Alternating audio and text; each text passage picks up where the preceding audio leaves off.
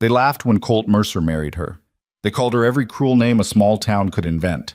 But on the day fire swallowed Red Hollow whole, the woman they mocked was the only one standing between them and ash. And the little girl who loved her made sure no one ever forgot it. If you've ever been underestimated, laughed at, or told you didn't belong, this story is for you. Stay until the end, and drop a like, then comment the name of your city below. I want to see how far this story travels. The wedding didn't start with music. It started with laughter. It came from the back of the crowd first, a low, ugly sound, the kind men make when they think they're being clever. Then it spread the way bad things always spread in small towns, quickly, quietly, disguised as something else. A cough, a whisper behind a hand, a woman leaning toward another woman with wide eyes and pressed lips, saying nothing out loud because she didn't need to. Colt Mercer stood at the front of the yard, his back straight, his jaw set, wearing the only good shirt he owned. He was not a man who smiled easily, and he was not smiling now. His eyes were fixed forward on the worn wooden gate at the far end of the path, where Mabel Quinn was making her way toward him through the morning light. She wore a pale blue dress, the color of sky before a storm. It fit her the way fabric fits a woman who has spent a lifetime being told that beauty belongs to other people. Imperfectly, with seams that strained and a hem that had been let out twice. Her dark hair was pinned back with a simple comb. She carried no flowers because she'd said flowers made her sneeze, and she'd laughed when she said it, that particular laugh she had, low and unguarded, like she'd forgotten to be embarrassed about how much noise she made. She was not walking fast. Not because she was nervous, but because the ground between the gate and where Colt stood was uneven, and Mabel had twisted the same ankle twice in her life, and she was not going to do it a third time on her wedding day. The laughter followed her anyway. "Lord," someone muttered, not quietly enough. "What is he thinking?" "I heard she cooked her way into his house," another voice said. "Fed that little girl until he didn't know what he was agreeing to. She'll be gone by winter. Woman like that can't survive out here." Sadie Mercer, 8 years old, stood just off her father's left shoulder in a dress that was also pale blue. Mabel had made it herself, measuring twice and stitching slowly on the evenings when the ranch was quiet. Sadie had straight dark hair like her father and her mother before him, and she had her father's habit of going very still when she was angry. She was very still right now. She watched the crowd the way a child watches something it doesn't yet have words for, with total clarity and no ability to explain what it was seeing. She saw Mrs. Alderman cup her hand over her mouth and turn to whisper something to her husband. She saw the Decker boys nudging each other near the fence. She saw Harlan Briggs, who owned half the grazing land on the north side of Red Hollow and who wore his money on his belt and his cruelty in his eyes, watching Mabel walk down the path with an expression that wasn't even trying to hide itself. Mabel reached Colt. She was breathing a little harder than she would have liked. The walk was not long, but the dress was warm, and the morning was warmer, and she had been awake since 4 in the morning trying not to be afraid. She looked up at him, and he looked down at her, and for a moment neither of them said anything. "You made it," he said. "Did you think I wouldn't?" "No," he said. "I just wanted to say something." Mabel almost smiled. "That's the most words I've heard from you in one go." There was no preacher. Colt didn't want one, and Mabel had agreed without asking why. They spoke their own words, short and unpolished, the kind of vows that don't get remembered verbatim because they weren't meant to be. Colt said he would take care of her. Mabel said she would hold up her half. That was most of it. Behind them, someone actually laughed out loud during the vows. Just once, quickly smothered, but Sadie heard it. She turned her head and scanned the crowd until she found the face, one of the younger alderman boys, 17 and bored, and she held her gaze on him long enough that he shifted his weight and looked away. The reception, such as it was, took place in the yard behind the house. There was food. Mabel had cooked most of it herself over the 2 days before, rising before dawn and working with a kind of focused quiet that Sadie had watched from the doorway of the kitchen. And there were a handful of tables and chairs borrowed from the church hall. People came because people always come to things in small towns. They come because not coming is itself a statement, and most people prefer to keep their cruelty close enough to watch. Mabel moved through the yard carefully. She'd learned, a long time ago, how to navigate a room where she wasn't wanted. You didn't push into conversations. You didn't stand in the middle of spaces. You stayed near the edges, you smiled at the people who met your eyes, and you kept your hands busy so you always had something to do besides stand there and absorb what people thought of you. She was refilling the water pitcher when she heard Clara Briggs, Harlan's wife, a thin, sharp-featured woman in a green dress, talking to two other women near the end of the table. "I give it 6 months," Clara said. "Less if the work gets hard. She's not built for this kind of life." "She seems nice enough," one of the other women said, a younger one with the uncertain tone of someone who knows she's about to be corrected. "Nice doesn't keep a ranch running." Clara reached for a glass. "Colt Mercer's lost his mind, is what it is. That poor little girl, growing up watching her father make a fool of himself." Mabel set down the pitcher. She considered for a fraction of a second saying something. She had words for it. She'd been assembling them her whole life, the exact right words for the exact right moment. But the yard was full of people, and this was her wedding day, and she decided that this particular moment was not worth it. She picked the pitcher back up and carried it to the other end of the table. What she didn't see was that Sadie had followed her. The girl had been trailing her at a small distance for the better part of an hour, quiet as smoke. She had heard every word Clara Briggs said. Colt found Mabel near the fence at the edge of the yard about an hour before the last guest left. She was standing with her back to the crowd, looking out at the flat land beyond the property, where the late afternoon light turned everything amber and brown. "You all right?" he asked. "I'm fine." "You don't look fine." She glanced at him sideways. "I look exactly how I always look." He leaned against the fence post beside her. He was quiet for a moment, which was not unusual. Colt Mercer did not feel silence the way other men did. He let it sit there. "I heard what Clara Briggs said," he offered finally. "You were all the way across the yard." "Sound carries." Mabel looked back at the land. "She's not entirely wrong," she said. "I'm not built for this life, not yet." She paused. "But I'm not afraid of work." "I know that. And I'm not going anywhere in 6 months." "I know that too." She turned to look at him properly. "You could have said something to Clara, or to any of them." Colt considered it. "I could have," he said. "But I figured you didn't need me fighting your fights." "I don't." "So." Mabel was quiet for a moment. Then she said, "Your daughter's been following me around all afternoon. She does that when she's worried about someone. She shouldn't worry about me. Tell her that." He pushed off the fence. "She won't listen, but you can try." The house had 3 rooms and a lean-to kitchen and a stone fireplace that pulled poorly when the wind came from the north. Mabel had seen it for the first time 3 weeks ago, when Colt had driven her out to the property on the pretense of helping her understand what she was agreeing to. She'd stood in the main room and turned around slowly, looking at the low ceiling and the cracked plaster and the window on the east wall that didn't shut all the way, and she'd said, "It's a good bones house. Colt hadn't known what to say to that. "My father used to say that," she explained, "about houses that looked bad but weren't. The structure is sound. Everything else is just work." That was the first time she'd made him feel something he didn't immediately have a word for. On the evening of the wedding, after Sadie was in bed and the yard was empty and the last of the borrowed chairs had been stacked by the gate, Mabel sat at the kitchen table with her shoes off and her feet aching and worked through what was left of the food. Colt sat across from her, drinking coffee that had gone cold. "I need to know the ranch," she said without looking up. "All of it. What needs doing? What's been left? What you've been managing with half the hands you need." Colt set down his cup. "You don't have to start that tonight." "I'm not starting tonight. I'm asking so I can start tomorrow." She looked at him. "I'm not here to sit in your kitchen and look decorative. I'm here to work. So I need to know what the work is." Colt studied her face for a moment. She was not a beautiful woman, not by the standards Red Hollow used, not by any standard he'd heard described.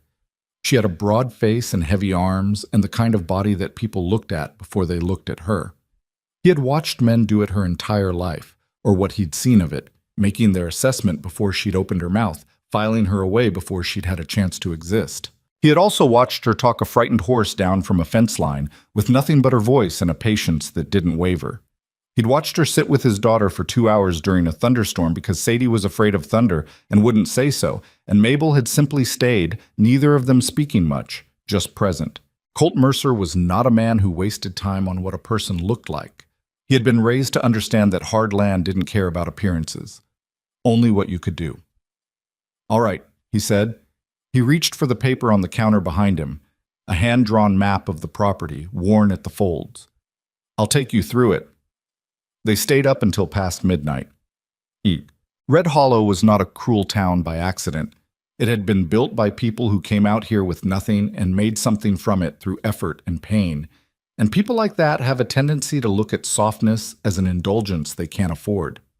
Hardship makes some people generous and makes others small, and Red Hollow had a fair number of both, but the small ones were louder. The town had a main street, a general store, a livery, a saloon, a two-room schoolhouse, and a social structure as rigid and unspoken as a fence line. The Briggs family occupied the top of it. Harlan Briggs had more land and more money than anyone else in the territory, and his wife ran the social calendar with the same methodical authority that her husband applied to grazing rights. What Clara Briggs thought, the other women thought. Or they kept quiet. Mabel Quinn, Mabel Mercer, now, did not fit inside any category that Red Hollow had prepared for. She was not a ranch wife the way ranch wives here were understood, lean, weathered, capable in the narrow ways that mattered. She was not a widow, not a mail-order bride, not someone's relation come to help with a difficult season. She was a woman who had arrived of her own will and married a man most people respected, and the town didn't know what to do with her. So it did what small places do with things they don't understand. It pushed. It started with small things, the kind of things that can be dismissed individually, but that accumulate. The wives who didn't greet her at the store. The way conversation shifted when she approached at the feed exchange. The time Mrs. Alderman held a gathering for all the women on the north end of Red Hollow, clearly audible from the road, with horses tied up out front, and no invitation had come to the Mercer property. Mabel noticed all of it. She did not say most of it out loud. What she did instead was work. She was up before Colt most mornings, which he had not expected. She learned the animals faster than he'd anticipated.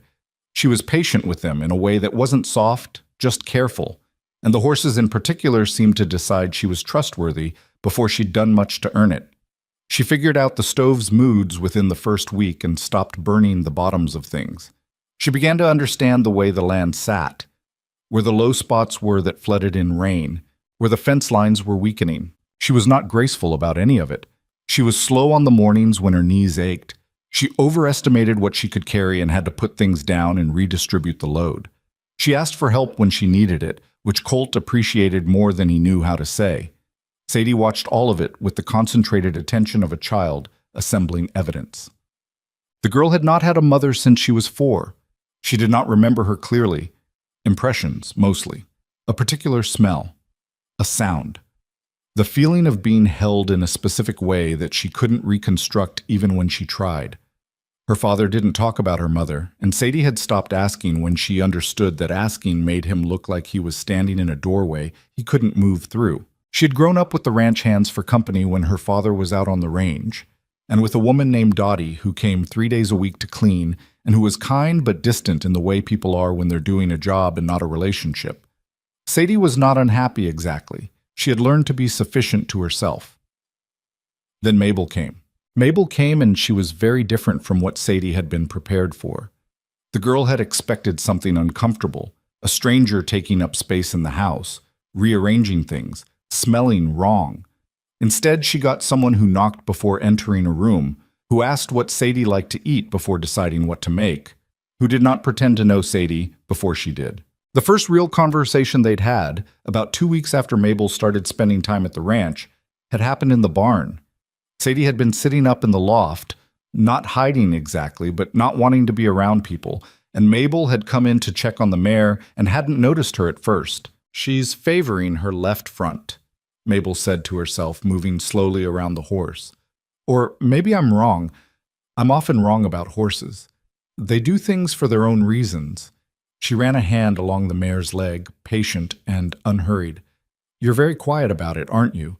If I was in pain, I'd be extremely vocal," Sadie said from the loft. "She doesn't like loud." Mabel startled, not dramatically, just enough to show she hadn't known she had an audience. She looked up. "No? What does she like?" "Slow movements, and she likes it if you hum." "She likes humming." The old hand, Russ. He used to hum to her. She got used to it. Mabel considered this, then turned back to the horse and began to hum. Low and toneless, barely music, just sound. The mare's ear turned. Her weight shifted. Huh, Mabel said. What do you know? Sadie climbed down from the loft. That was how it started.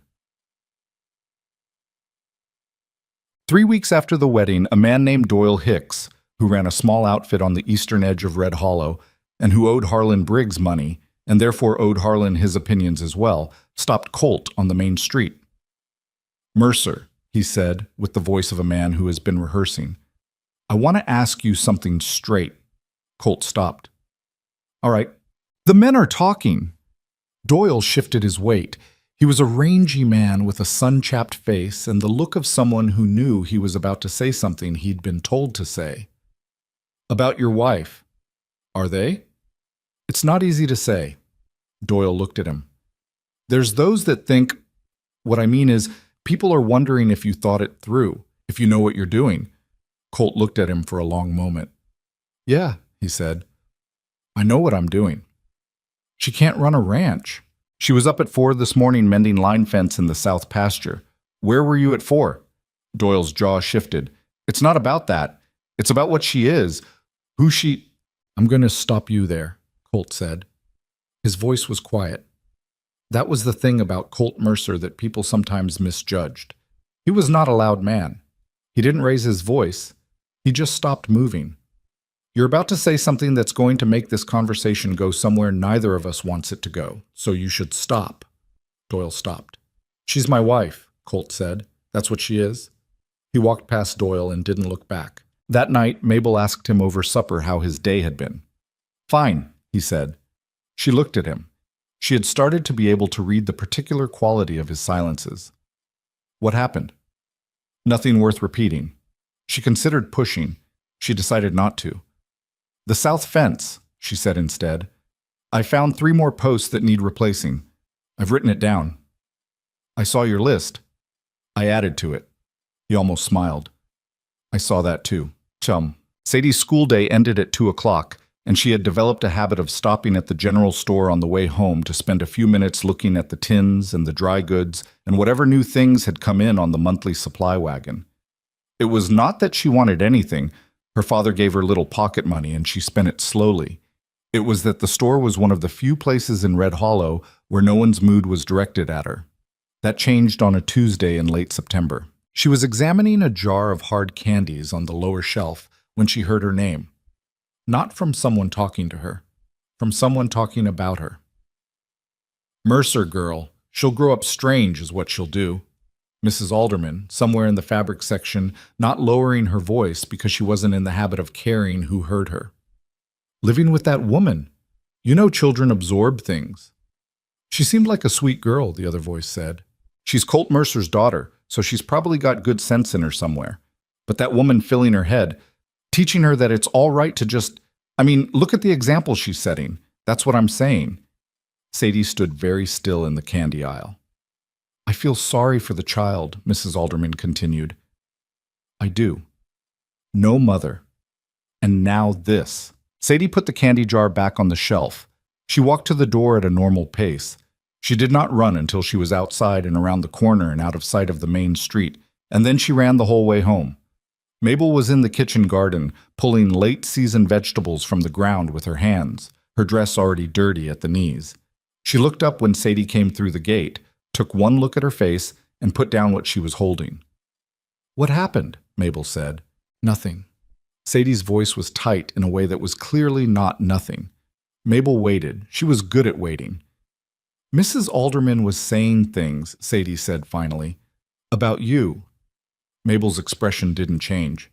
What kind of things? Bad things. Sadie looked at her.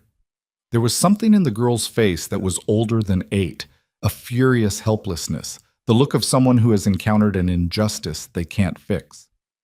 She said she felt sorry for me. Because of you. Mabel was quiet for a moment. Come here, she said. Sadie came. Mabel sat down on the garden wall. It was low stone, barely 2 feet high, more boundary marker than barrier. And Sadie stood in front of her, because they were almost the same height that way. People say things, Mabel said. You know that already. It's not right. No, it's not. She didn't soften it. People say unkind things when they're uncomfortable, and I make people uncomfortable because I don't look the way they think I should look. That's been true my whole life, and I don't expect it to stop. Doesn't it make you angry? Mabel considered the question honestly. Yes, she said. Most of the time. Then why don't you say something? Why don't you? Sadie stopped. Why don't I fight them? The girl nodded. Because picking every fight is exhausting, Mabel said. And because most of the time what they say doesn't change what I'm doing. I was up at 4 this morning, and I'll be up at 4 tomorrow, and what Clara Briggs thinks of me doesn't change that fence getting fixed. She paused. There's a time to say something, and there's a time to just keep working and let the work speak. I'm still figuring out which is which. Sadie stood there absorbing this. Mrs. Alderman said I'd grow up strange, she said quietly. You probably will, Mabel said. Most interesting people do. Something in the girl's chest loosened, just a little more. October brought a cold front down from the north that settled over the territory like a decision. The grasslands went amber, then brown. The creek that ran along the eastern edge of the Mercer property dropped 2 feet in a week, then another foot the week after. By the middle of the month, the old-timers were using a word that nobody wanted to hear, drought. Not an unusual word in this part of the world. The land out here cycled through its own misery on a schedule that didn't consult anyone. But this one was shaping up to be worse than recent memory, and the ranchers who'd been here longest were tightening everything: feed, water, credit at the store. Colt had been through one bad drought before, 8 years back, and it had cost him a third of his herd and 2 ranch hands who'd decided to try their luck elsewhere. He moved through October with a particular kind of efficiency, the controlled purposefulness of a man who's been through bad seasons and knows the first rule. Don't panic, but don't pretend.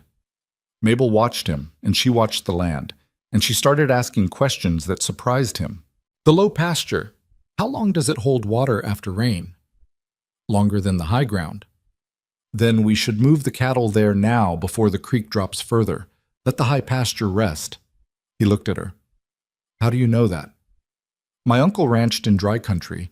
I used to help him in the summers when I was young. She paused. I know I'm not from here, but dry is dry. They moved the cattle. 2 weeks later, he admitted to himself that she'd been right. She reorganized the water hauling schedule. She renegotiated, without asking Colt, which initially annoyed him and then didn't, the household supplies order at the general store, cutting unnecessary purchases and redirecting the money toward feed. She found 3 places in the barn structure that were wasting hay to moisture and fixed 2 of them herself. She was also the first one to notice that the Eckert family, 3 properties to the east, was in trouble. Their cattle were on our fence line this morning, she told Colt over breakfast. 3rd time this week. Their water's gone. I know. Their youngest was at the creek yesterday trying to fill buckets by hand. She wrapped both hands around her coffee cup. We should offer. We don't have much ourselves. We have more than they do. Colt looked at her. The Eckerts never exactly welcomed you. Mabel knew. Nora Eckert was one of the women who had attended the wedding and spent most of it talking to Clara Briggs. That's got nothing to do with whether their animals die, she said. He thought about it for the length of 1 cup of coffee. I'll ride over, he said. I'll come. He looked at her, then nodded. The Eckerts, Dale and Nora, with 4 children ranging from 5 to 14, were in the state that desperate people try not to let other people see.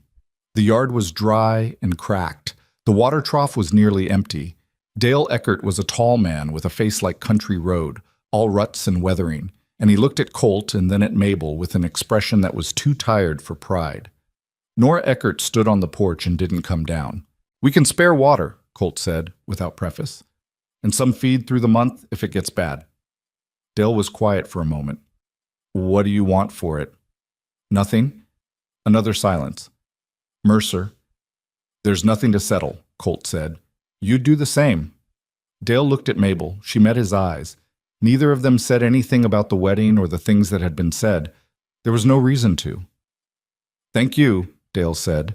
On the way back, Mabel was quiet for most of the ride. Then she said, Nora didn't come off the porch. No. She will, Mabel said. It wasn't hope exactly. It was more like a plan. The first real break came from an unexpected direction, the way things often do. One of the younger Briggs ranch hands, a boy named Tommy, no more than 16, brought his horse to the Mercer property on a Wednesday afternoon with a lame leg and a desperate expression. He'd apparently tried the Briggs barn first, but their head wrangler was out, and someone in passing had told him Mabel had a way with horses. He didn't look happy about being there. He stood in the yard with his hat in his hands and his chin slightly lowered, like a person braced for something. Mabel came out, looked at the horse, and went straight to work without asking Tommy any questions about himself or why he was there.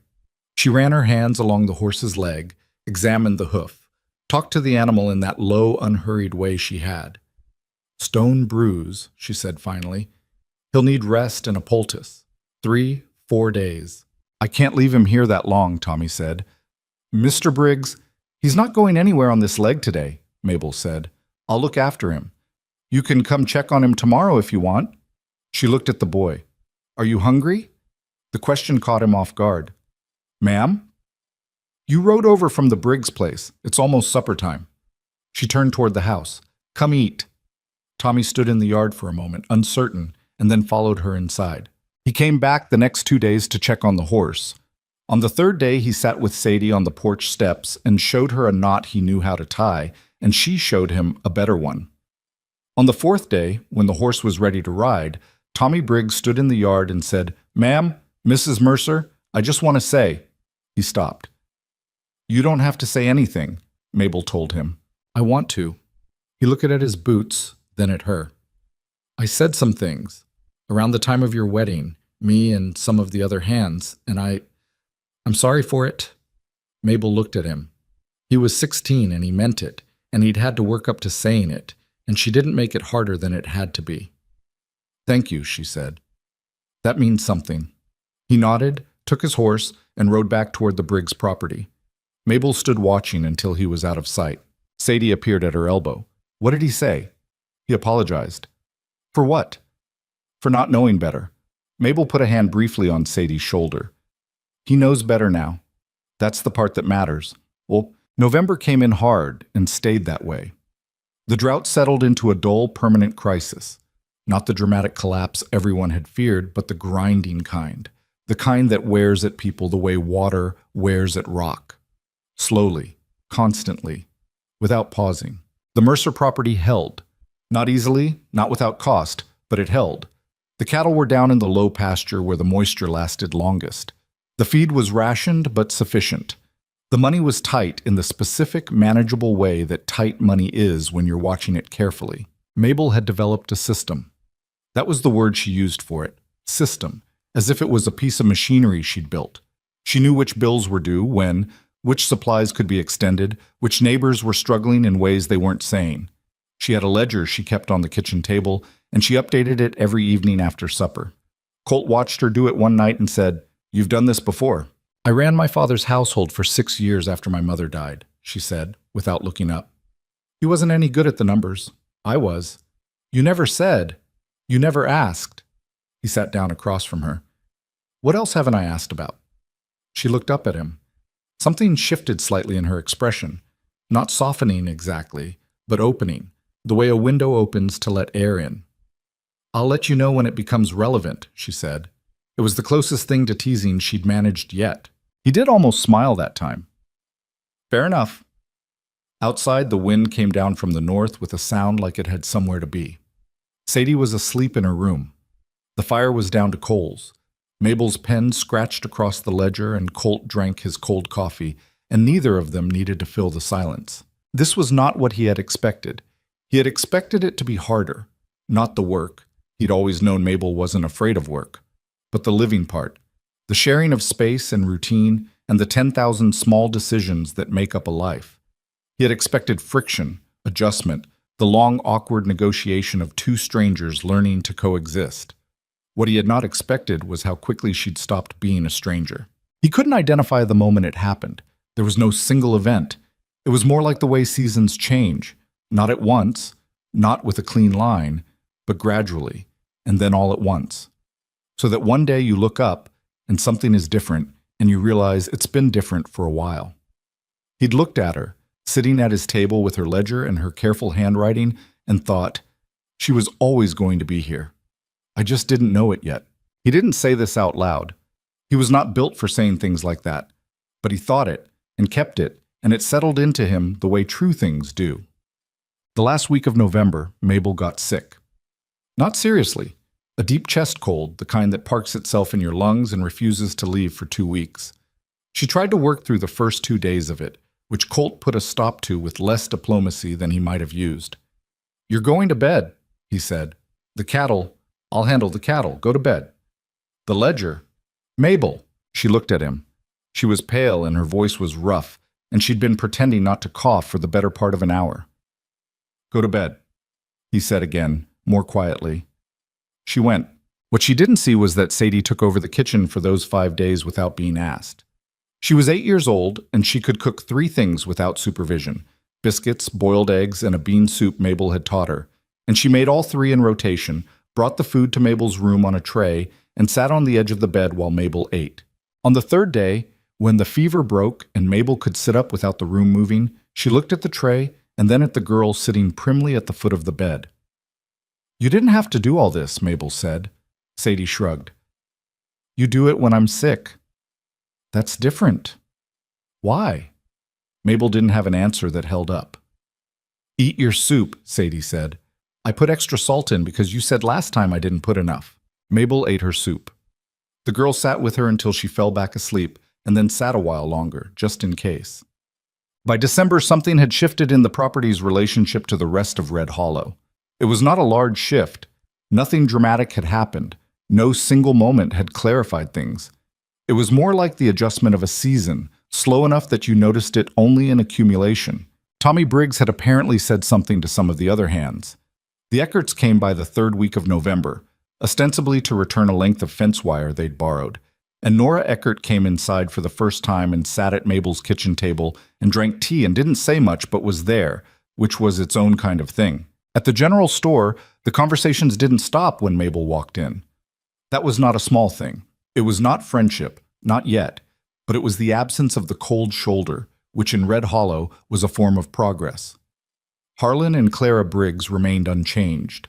They moved through town with the same confident authority, and Clara's opinions of Mabel had not evolved. Mabel paid attention to all of it without making too much of any of it. She had learned long ago not to count her ground too soon.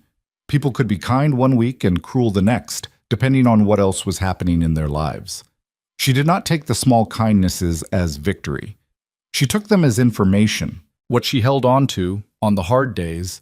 And there were still hard days, days when someone said something in the store that she wasn't supposed to hear, days when she rode the fence line and came home aching in every joint and thought about how easy it would be to simply stop. Was the ledger. The actual one on the kitchen table and the invisible one she carried in her head. The fence posts replaced, the water moved, the Eckert cattle that were still alive because they'd shared their supply. Tommy Briggs, standing in the yard, hat in hand, the ground she'd made. It was enough. On the hard days, it was exactly enough. The last day of November, Colt came back from town with a package wrapped in brown paper and left it on the kitchen table without comment. Mabel found it an hour later. She opened it. Inside was a new ledger, better than the one she had. Proper binding, good paper, lines ruled straight and even. On the inside cover, in Colt's handwriting, which was cramped and unpracticed and entirely his, he had written, "For keeping track of what we've built." Mabel stood in the kitchen with the ledger in her hands for a long moment. She was not, as a rule, a woman who cried easily. She'd cried twice since the wedding. Once on the night of the reception, alone in the garden in the dark where no one could see, and once during those 5 days she was sick, in the particular miserable way you cry when you're feverish and your defenses are down. This was different. This was not misery. She pressed her lips together and breathed through it, and by the time Colt came in from the barn, she was standing at the stove, and her face was normal. "Thank you," she said. "It's just paper," he said. "No," she said. "It's not." He looked at her for a moment, then nodded and went to wash his hands. Sadie came in from outside with mud on her boots and leaves in her hair and stopped in the middle of the kitchen. She looked at Mabel's face, then at the new ledger on the table, then at her father's back. She didn't say anything. She was 8 years old and she understood things without having words for them. She went to wash her hands too. Outside, the wind had dropped. The land lay quiet under a sky going dark at the edges, and the smoke from the chimney rose straight up without bending, the way smoke does when something has gone still. December in Red Hollow did not arrive gently. It came in the way most hard things come, without announcement, without the courtesy of warning. And by the second week, the temperature had dropped far enough that the water in the trough skinned over with ice each morning and had to be broken before the animals could drink. Mabel had taken to rising at 4:30 instead of 5. 30 minutes made a difference, she'd discovered, in the same way that small adjustments always make a difference when you're managing something that doesn't have much margin. She would start the fire, get the coffee going, pull on her coat and boots, and go out to the barn while the sky was still fully dark, and she would work through the animals before Colt was even up. He'd noticed the first week and said nothing. The second week, he started getting up at 4:20. She found him already at the barn one morning and stopped in the doorway. "You don't have to do that," she said. "Neither do you," he said. They looked at each other in the lantern light, and that was the end of that conversation. What neither of them said, what they were both aware of, in the particular way that two people become aware of things they haven't agreed to discuss, was that the Briggs family had started making moves. Not against them specifically, not openly, but Harlan Briggs had a way of operating that was native to men who have always had more than the people around them, quietly, through intermediaries, by controlling the things that other people needed. The feed supply was the first sign. The main supplier in Red Hollow was a man named Prescott who ran the mercantile and the attached feed store and who had been selling to the Mercer property on a reliable 30-day credit arrangement for 3 years. In December, the terms changed. Prescott delivered the news himself, which was at least honest. He didn't send a note. "It's nothing personal," he told Colt, standing in the yard with his hat in his hands. "I've got to go to cash on delivery for some accounts, just reorganizing." "Which accounts?" Colt asked. Prescott didn't answer that. Colt looked at him for a moment. "All right," he said. "We'll manage." Mabel, who had been standing near the gate and who Prescott had been carefully not looking at, said, "Mr. Prescott, did someone ask you to do this?" Prescott's jaw tightened. "I run my business my own way, Mrs. Mercer." "I'm sure you do," she said. Her voice was even. "I'm just asking." He left without answering that either. Inside, Colt stood in the kitchen with his hands flat on the table. Mabel could read him well enough now to know he was more angry than he was letting his face show. "It's Briggs," he said. "Probably." "I don't have a lot of cash right now." "I know." She had the ledger open already. "I've been looking at it. We can cover this month if we sell the 2 steers you were planning to hold until spring. We lose some value, but we stay liquid." He studied the ledger over her shoulder. "That's not a long-term solution." "No." She looked at him. "But it's this month's solution. We figure out next month. He was quiet for a moment. "You're not rattled," he said. It came out sounding almost like a question. "I'm rattled," she said. "I'm just not letting that run the numbers." He almost said something then. She could see it, a sentence or the beginning of one behind his eyes. But he folded it back and pulled out a chair and sat down and looked at the ledger with her. That was Colt. He showed you what he meant in the aggregate, not in individual moments, in the pattern of choosing to sit down next to you when he could have stood apart. The steers sold that week and the feed account was settled, and they went into January on the right side of the ledger by a margin narrow enough that Mabel updated the columns every 2 days instead of every week. It was also in January that the rumor started. She heard it from Nora Eckert, who had taken to stopping by on the occasional afternoon with the thin pretense of returning or borrowing something. A cup of flour, a length of thread, once memorably a specific size of nail, and who had thawed gradually into the kind of company that doesn't say a lot but stays a while. Nora came one afternoon with a look on her face that wasn't her usual face, and she sat down at Mabel's table and turned her cup around in her hands and said, "I heard something. I don't know if I should say it." "You've already started," Mabel said. "You might as well finish." Nora looked at her directly. "People are saying Colt's going to lose the property." Mabel kept her expression steady. "What people?" Clara Briggs, her circle. Nora's voice dropped slightly, as though the name itself was something to be careful with. She's saying you've run it into the ground, that you got Colt to change how he manages things, and it's not working, that by spring the bank's going to come in. That's not true, Mabel said. I know that. I'm telling you what she's saying. Why is she saying it? Nora set down her cup. Because if people believe the Mercer property is failing, Harlan can offer to buy it at a price Colt can't refuse. He's been wanting that grazing land for years. She paused. He's done it before. Other properties. Other families. She said it quietly, like a person reporting the weather. Not surprised by it, but not pretending it was all right either. Mabel sat with this for a moment. Thank you for telling me, she said. I wasn't sure I should. You were right to. Mabel picked up her coffee cup, found it was empty, set it down. Nora, the things you said at the wedding, I know what I said. Nora's chin came down a fraction, which was as close to shame as she was likely to get. I'm not proud of it. I'm not bringing it up to make you feel bad. Mabel looked at her. I'm bringing it up because I need to know I can trust you. What you just told me. I need that to stay here. Nora nodded, once. It stays here. After she left, Mabel sat at the table for a long time without moving. She was angry.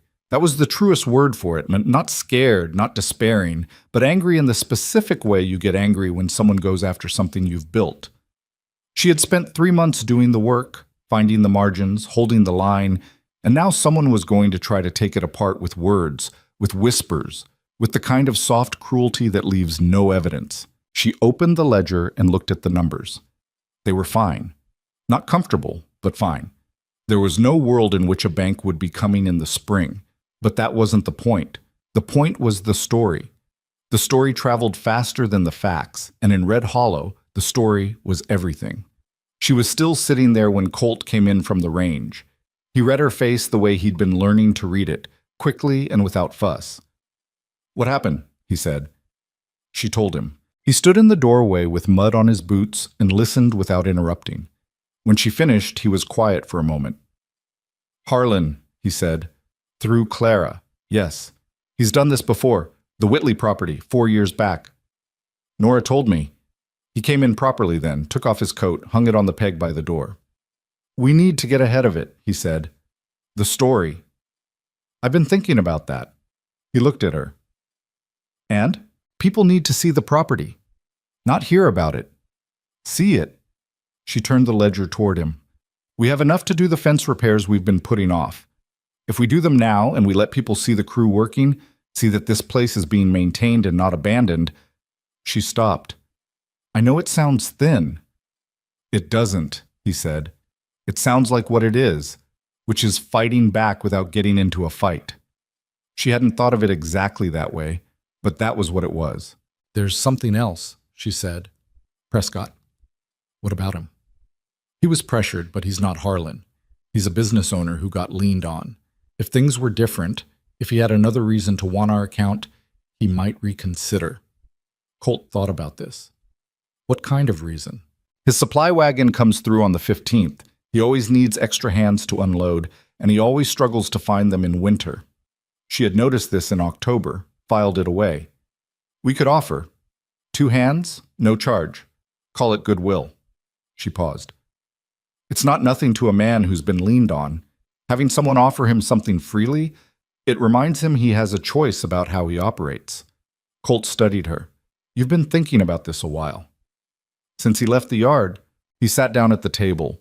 He looked at the ledger, then at her, then somewhere past her in the way he did when he was putting things together. All right, he said. We do the fences first. The fence repair took 4 days, which was 2 more than Colt had estimated because the ground was harder than expected, and 2 of the posts were rotted deeper than they'd looked. Mabel worked alongside the 2 hands Colt still employed, a quiet man named Garrett who'd been with the property for 6 years, and a younger one, barely 20, called Rook, who was strong and steady and had the particular gift of not talking much when there was nothing to say. She could not do everything. She knew that, and she'd stopped pretending otherwise. She could not swing a post hole digger for 8 hours in frozen ground. She tried the first morning, and her shoulders told her plainly that she was not built for it. What she could do was work the other side of the repair, The wire stringing, the post setting, the measuring. She could also keep 3 men fed and in coffee, which she learned was not a small thing when the temperature was dropping. On the 3rd day, Dale Eckert rode by and stopped his horse at the fence line. He looked at the repair work for a moment. "Need a hand?" he called. Colt looked up. "If you've got time." Dale tied his horse and climbed over. He worked the rest of the afternoon without pay and without being asked again, and when the light started going, he said, "You helped us when we were short. Seemed right." Rook watched all of this from across the fence line with the look of a young man taking notes on something he didn't have words for yet. By the end of the week, 2 other properties on the South Road had stopped by to look at the work in progress. Neither of them made any particular comment, but they looked, which was what Mabel had wanted. The Prescott situation resolved in a way she hadn't predicted, which was how things usually resolved when you planned them carefully. On the 15th, Garrett and Rook showed up at Prescott's loading dock without asking. Prescott came out from the back and looked at them, and then apparently at the supply wagon, which was considerably heavier than usual. "Mercer send you?" he asked. "Mrs. Mercer said we'd help unload," Garrett said. Prescott stood there for a moment. Then he said, "All right," and they worked through the afternoon. A week later, the credit terms went back to 30 days. Colt found out when he went in to pay cash, and Prescott told him it wasn't necessary. He came home and told Mabel, and she said, "Good," and didn't make anything more of it. But there was a different conversation, one that mattered more, that happened at the schoolhouse. Sadie had developed a problem. Not with schoolwork, she was capable and careful about that, but with a girl named Vera Alderman, Mrs. Alderman's niece, who had a talent for the kind of meanness that's hard to locate directly. It wasn't hitting. It wasn't outright name-calling, not where adults could hear. It was the other kind. The exclusion, the look, the comment said just loudly enough. It had been about Mabel at first. Then it became about Sadie herself. Sadie had not told her father. She had told Mabel because Mabel was easier to talk to and because she already knew how this particular category of thing worked. Mabel listened to the whole account over 2 evenings. Sadie wasn't going to get it all out at once. She knew that. So she waited. And when she had the full picture, she said, "What do you want to do about it?" Sadie looked at her. "I don't know. That's why I'm telling you." "I could talk to the teacher," Mabel said. "That's one thing." She paused. "Or you could." "Me? You're the one who was there. The teacher should hear it from you." She watched the girl's face. "You can do it. You're better at saying what you mean than most adults I know." Sadie chewed on this for 2 days. And then, on a Thursday morning, she stayed after class and talked to the teacher, a man named Carol, youngish and earnest, who took it seriously enough to have a private word with Vera the following week. Vera's behavior changed. Not completely, not permanently, but enough. Sadie reported this to Mabel on the walk home from school in the specific, understated way she delivered all important information. "It worked," she said. "Most things work if you address them directly," Mabel said. "You don't always do that." It was an observation, not a criticism, but it landed. Mabel walked in silence for a moment. "No," she said, "I don't." She looked at the girl walking beside her, this straight-backed kid with her father's way of going still when she was thinking. "I should probably do it more." "I think so," Sadie said. Mabel laughed, that low, unguarded sound that she still forgot to be embarrassed about. And Sadie almost smiled, which on Sadie was the equivalent of laughing. January ended. February came in flat and gray and cold enough that the nights required both fires going, and the cattle needed more care than they had in months, and Mabel's knees ached every morning for the first hour, until she moved enough to work the stiffness out. She had stopped hiding the difficulty of mornings. Not complaining. She didn't complain, it wasn't in her nature, but she'd stopped pretending she jumped out of bed ready. She moved slowly until she didn't, and nobody made anything of it. It was in February that Harlan Briggs made his first direct move. He came to the property himself, which she hadn't expected. She would have expected an intermediary, Doyle Hicks again, or one of his other satellite men. But Harlan apparently had decided to handle this personally, which meant he thought it would be simple. He rode in on a Tuesday afternoon when Colt was in the south pasture and Sadie was at school. Mabel was in the yard splitting kindling, which she was middling at. Colt was faster, but she got there eventually. and she looked up and saw Harlan Briggs on a very good horse looking down at her. He was a big man, broad through the shoulders, with a face that had once been handsome and was now just authoritative. He dressed well for ranch work, which meant he didn't actually do ranch work. He had the easy manner of a man accustomed to people moving out of his way. "Mrs. Mercer," he said. "Mr. Briggs." He looked around the property with the specific look of a man calculating its value. He didn't hide it. Why would he? To hide it would have been to pretend she was a person whose feelings about it mattered. "Is your husband about?" "He'll be back in an hour." She set down the axe. "If you've got something to say in the meantime, I'm here." Something shifted slightly in his expression. He hadn't expected her to say that. He'd expected her to go get Colt or offer to take a message or shrink in some way that would let him feel like he was already winning. "I've been thinking about your situation," he said. "The drought's been hard on everyone. I know you've had some difficulty with suppliers. We've managed. For now." He let that sit a moment. "I want to make an offer. On the property. Fair value. Maybe a bit over. I'm not here to take advantage. You'd have enough to start over somewhere more forgiving." He paused. "I think you'd both be happier. Somewhere that suits you better." Mabel looked at him. She took a breath. She thought about what she'd said to Sadie. "I should probably do it more." "Mr. Briggs," she said, "I'm going to tell you something straightforward, because I think that's more respectful than dancing around it." Her voice was even. "You've been working to undermine this property for 2 months. The supplier terms, the rumors about the bank. I don't know all of it, but I know enough." She held his gaze. "We're not selling. We're not going to sell. And I'd like you to stop doing what you've been doing, because it's a waste of your time and an insult to ours." Harlan Briggs looked at her for a long moment. He was not a man who got spoken to this way often, and she could see him deciding how to respond to it. "You're very confident," he said, "for someone in your position." "What position is that?" He didn't answer, but he didn't have to. The answer was in the way he looked at her, taking in all of her, measuring her against whatever measuring stick he carried, and finding her wanting. Not for her management of the property, not for anything she'd done, for what she looked like standing there in the yard with an axe at her feet and a coat that didn't fit as well as she'd like. She had been looked at that way her entire life. She was tired of it. She was very, very tired of it. "I'd appreciate it," she said, "if you'd wait for Colt in the road. This is our yard." He looked at her one more moment, then turned his horse and rode back to the gate. Mabel picked up the axe and went back to the kindling. Her hands were not entirely steady.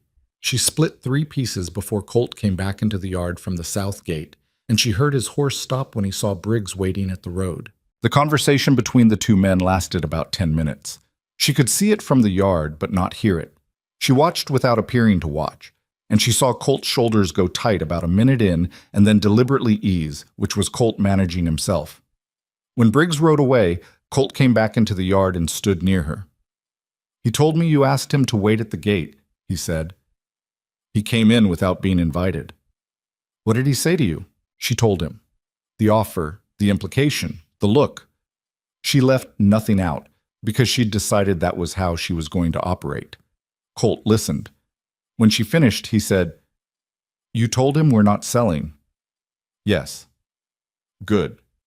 He reached down and picked up a piece of unsplit wood from the pile because his hands needed something to do. "He tried the same speech on me, dressed it up differently." "What did you tell him?" "Same as you." He turned the wood over in his hands. "He's going to try something else." "I know." "You're not worried about that?" Mabel picked up the axe again.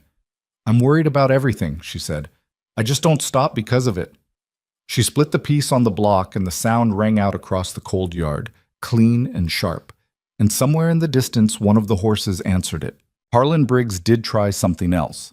It took him 3 weeks, which was either careful planning or the time needed to find the right lever. In Red Hollow, the 2 things often looked the same. The lever turned out to be water rights. There was a creek that ran along the eastern edge of the Mercer property, the same one that had dropped during the drought, the one the Eckert children had been pulling buckets from by hand. The creek's legal situation was the kind of complicated that frontier territories specialized in. Old agreements, informal understandings, paperwork that existed in 3 different versions in 3 different offices. Colt had been drawing from it for 9 years, on the basis of a usage agreement that everyone in the territory had simply accepted as settled. Harlan Briggs filed a formal claim on the upstream diversion rights in the second week of February. The paperwork came through the land office in the county seat, delivered to the Mercer property by a rider who clearly didn't want to be there.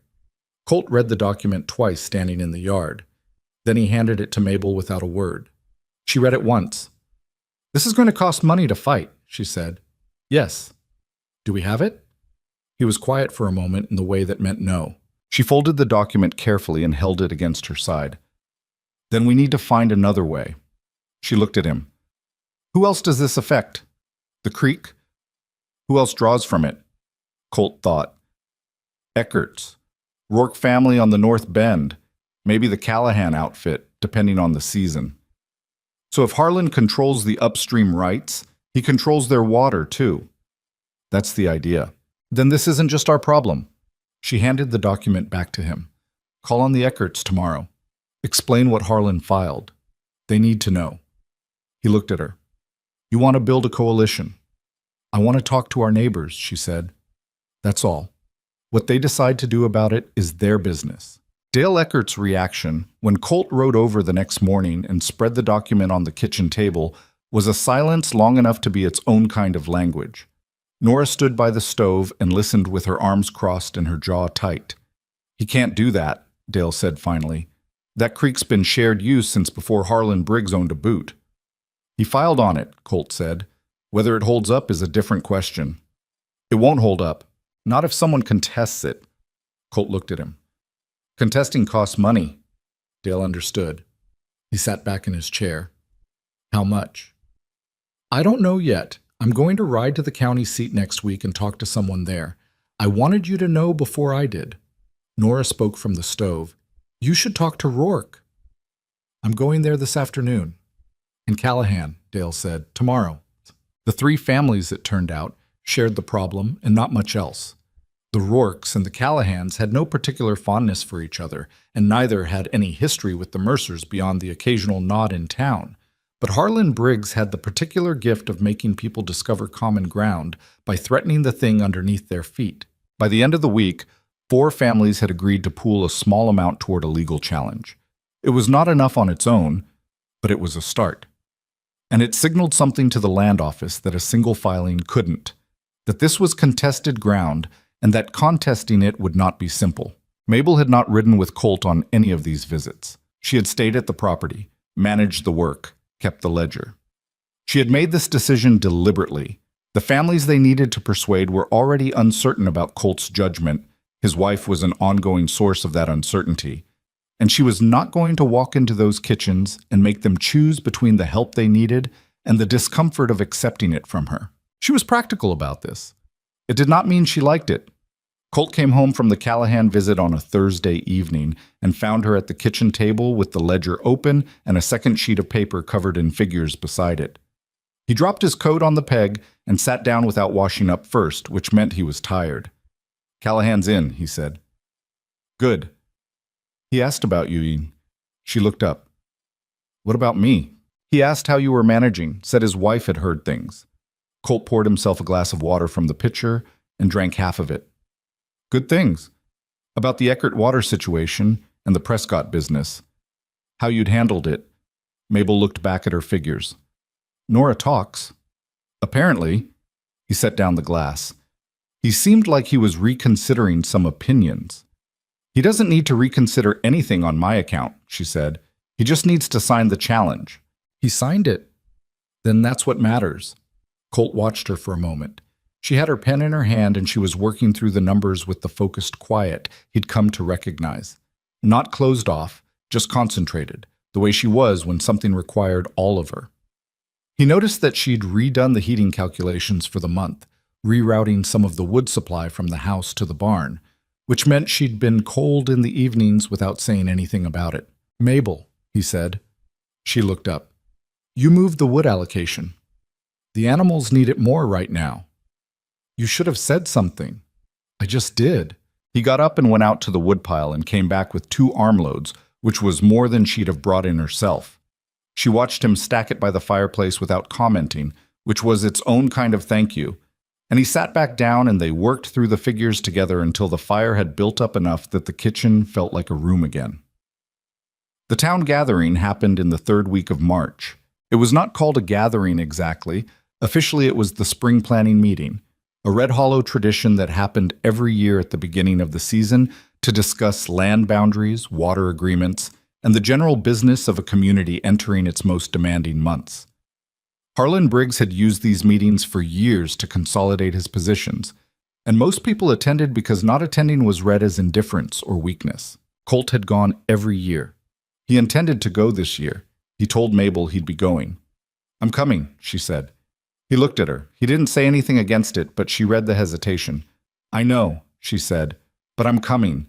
The meeting was held at the feed barn on the north end of town, which was the largest covered space that didn't belong to anyone in particular. By the time Colt and Mabel arrived, most of Red Hollow's property holders were already there, 40 or 50 people, ranchers and their wives, arranged in the loose semicircle that always formed at these things, with Harlan Briggs predictably near the center of it. The room changed slightly when Mabel walked in. She was practiced enough at reading rooms to feel it. Not a dramatic shift, nothing as definable as a gasp or a turning of heads, but a current moving through the air. Eyes that slid away when she looked directly at them. The specific quality of silence that forms when people are not saying what they're thinking. She found a place to stand near the Eckerts. Nora moved slightly to make room for her. Dale nodded. Mabel nodded back. The meeting's formal business took about an hour. Grazing boundaries, road maintenance, the spring branding schedule. Harlan ran most of it, not because he was formally in charge, but because he was the person who spoke most confidently, and no one had organized a counterweight.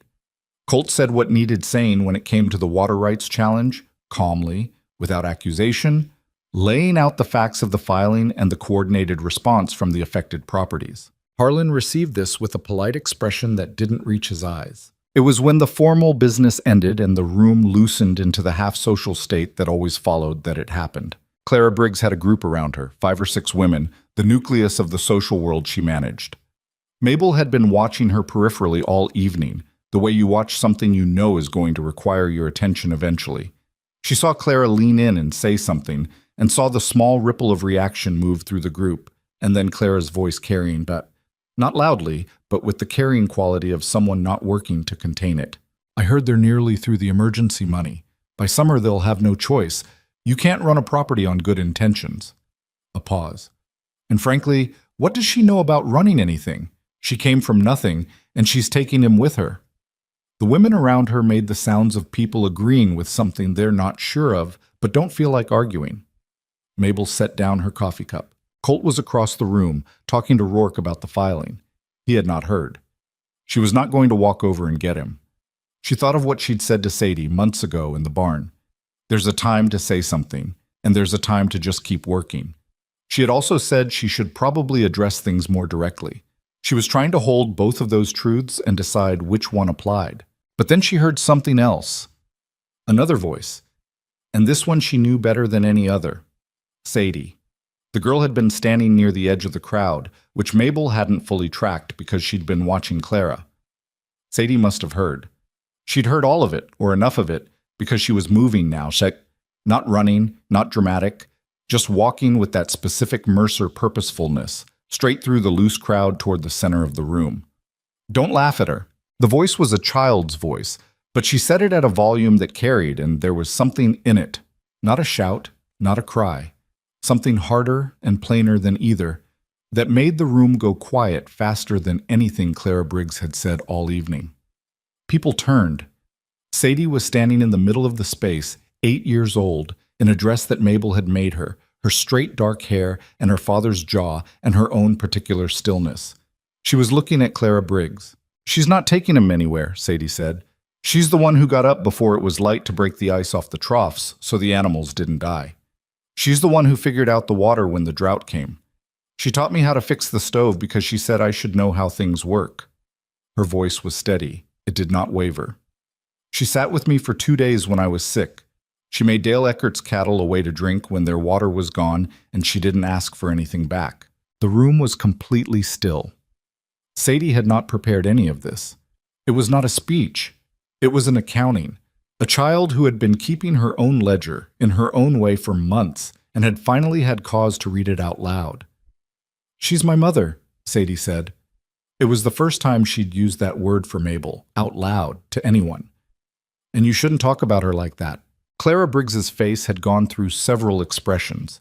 It had settled on something that was not quite shame and not quite anger, somewhere in between. The face of a person who has been publicly contradicted by an 8-year-old and doesn't have a graceful response available. The crowd did not move. Mabel had not moved either. She was standing where she'd been, and she became aware, slowly, that her eyes were burning, which was something she had not planned for and had no idea what to do with. She pressed her mouth together and held very still. Colt had heard. He was across the room and he was looking at his daughter with an expression that was unlike any expression Mabel had seen on him before. Not his default restraint, not his managed calm. Something behind it, something he wasn't managing. Harlan Briggs, of all people, was the first person to make a sound. It was not a productive sound. It was the sound of a man clearing his throat to buy time. But it broke the surface of the silence and the room began to exhale. Dale Eckert said, loudly enough to be heard, "She's not wrong. About the water." He wasn't looking at Clara. He was looking at the room in general, in the way of a man making a statement rather than starting a conversation. Nora, beside Mabel, said quietly, "All right," which was less than adequate for the moment. But Nora Eckert had never been a person of excess words. People began to talk again, in the loose, uncertain way of a crowd that has just witnessed something that reorganized the air. Not everyone was changed. Mabel was not naive about that. Clara Briggs would recover her composure and her opinions would not dissolve because a child had embarrassed her in public. Harlan would press his water rights claim through the legal process until it was denied or until he ran out of angles. The people who had been unkind would not transform overnight into something else. But something had shifted. She could feel it in the room the way you feel a change in the wind before the weather arrives. Sadie walked back through the crowd and stood next to Mabel. She was breathing a little harder than usual, which was the only sign that she had found any of that difficult. Mabel looked down at her. She wanted to say something, and everything she thought of was either too large or too small for the moment. "Your coffee's cold," Sadie said, looking at the cup in Mabel's hand. Mabel laughed. It came out rougher than she intended, the way things come out when you've been holding your face in place for a while. "Yes," she said, "it is." She put a hand on the girl's shoulder, briefly, and Sadie leaned into it, briefly, and then they both straightened up again. Colt made his way across the room and stopped in front of his daughter. He stood there for a moment. Then he said, "Come here," and folded her into a hug that he held for longer than he usually held anything. Over Sadie's head, he looked at Mabel. There were no words available for what passed between them in that look. There wasn't a need for words. The look was sufficient. The ride home happened in a cold March dark, the three of them in the wagon with the lantern swinging from the post. Sadie had fallen asleep against Mabel's side before they'd cleared the edge of town, which happened to children after large expenditures of nerve. Mabel kept her arm around the girl and did not shift position even when her arm went numb. They rode most of the way in silence. It was not empty silence. It was the kind that accumulates things. About a mile from the property, Colt said, "What she called you." Mabel knew what he meant. Mother. "I heard," she said. "Does that—" He stopped, started again. "How do you feel about that?" She thought about how to answer that honestly. "It's the most anyone has ever given me," she said finally, without being asked. He nodded slowly. He was looking at the dark road and she was looking at it too, and Sadie was a warm weight against her side, and the land around them was the particular kind of quiet that comes after things change. "She makes up her own mind," Colt said. "Always has." "I know. She gets that from you." He glanced at her sideways. "She gets it from somewhere else too these days." Mabel didn't answer that. There wasn't an answer that fit. The property came into view at the end of the road. The house with its low roofline and its one east window that didn't shut all the way. The barn behind it. The fence lines running out into the dark on both sides. The same Bones house she'd walked into 7 months ago, looking at low ceilings and cracked plaster and thinking about all the work it would take to make it what she needed it to be. She looked at it now and thought, it already is. She carried Sadie inside, which took more effort than she would have liked, and which she managed anyway. and she got the girl into bed and pulled the blanket up. In the low light from the hallway, Sadie's face was entirely peaceful, the face of someone who had done a difficult thing and had no regrets about it. Mabel sat on the edge of the bed for a moment. She smoothed the blanket. She did not say anything out loud because Sadie was asleep, and words were sometimes less precise than the thing you actually meant. She went back to the kitchen. Colt was at the table with a cup of coffee he'd just made, and he pushed one toward the empty chair across from him, which was the Colt Mercer way of saying, "Come sit." She came and sat. Outside, the wind was picking up from the north again, the same wind that had been a problem all winter, the one that came down with cold and intention. The fire was going, and the house was warm, and the ledger was on the table between them, closed for the night. "Tomorrow," Mabel said. "Tomorrow," he agreed. They sat there with their coffee until the fire settled into coals, and neither of them felt the need to fill the space between them with anything more than what was already there. Spring came to Red Hollow the way it always did. Not all at once, but in arguments.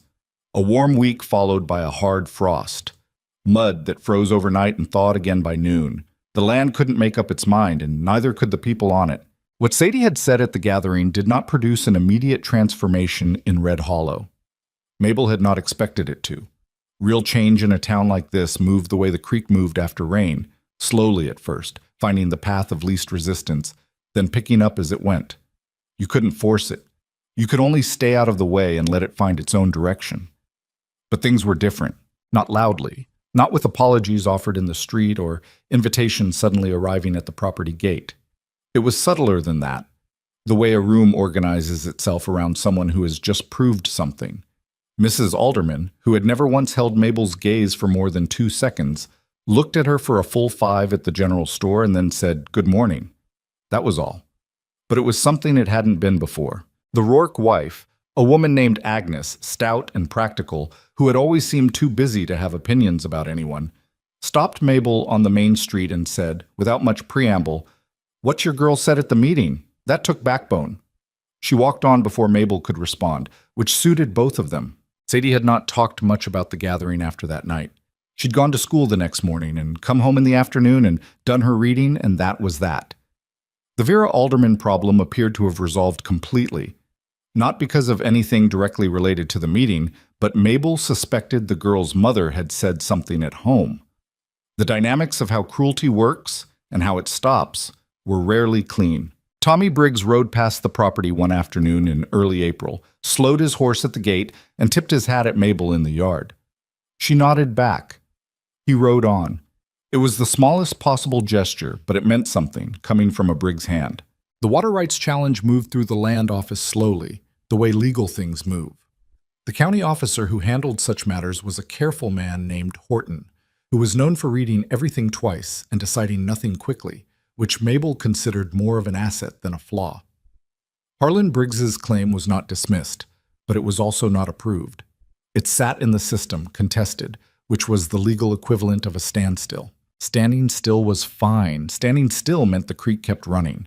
The harder problem arrived in the second week of April, from a direction nobody had been watching.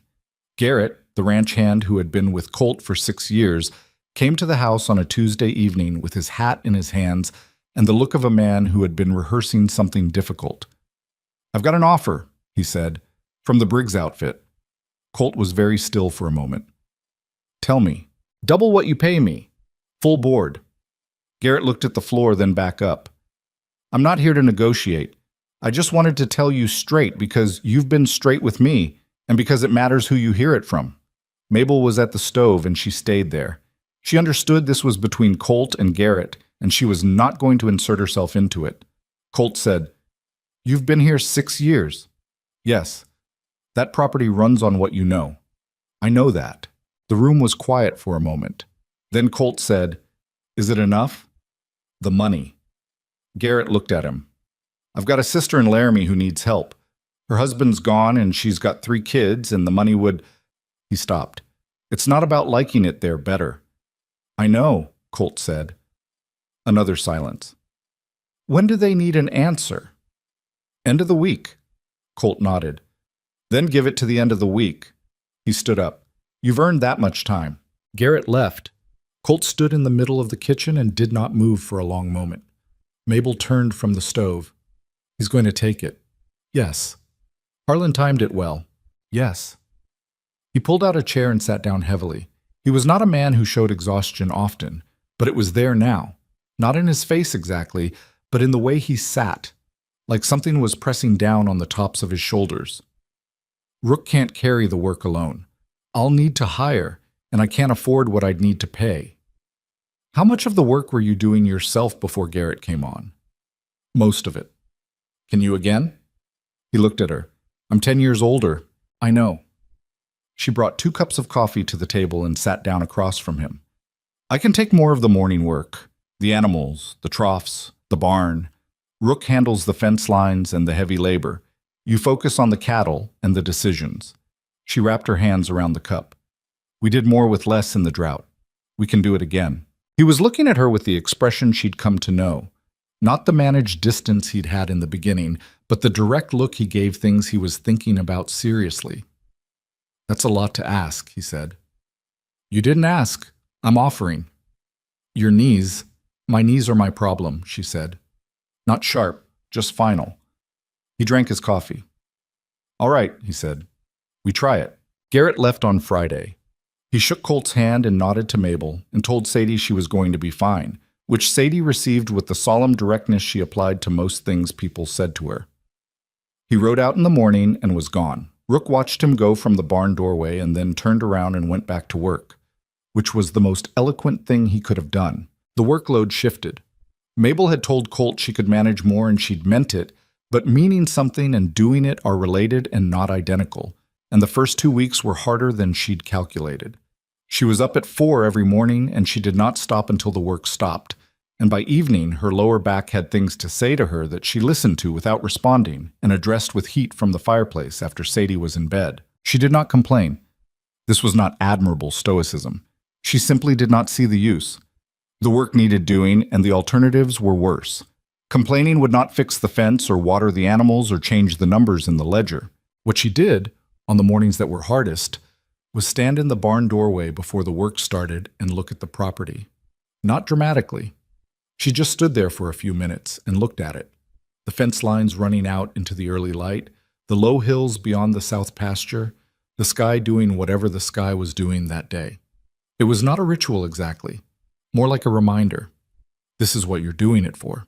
This is what you chose. Colt found her there one morning, a Tuesday in late April, standing in the barn doorway with her coffee cup and her coat and her eyes on the south pasture. He stood beside her without asking what she was doing.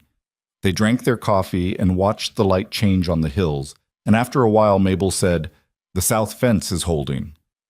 "Fixed it right," Colt said. "We fixed it right." He made a sound that conceded the point. It was Rook, of all people, who noticed the smoke first. He came in from the north fence line on a Thursday afternoon in early May, at a pace that wasn't quite running but was close to it. And when Mabel saw him coming across the yard, she set down what she was doing because Rook did not move like that. "Fire," he said when he was close enough. "North of Callahan's, moving fast."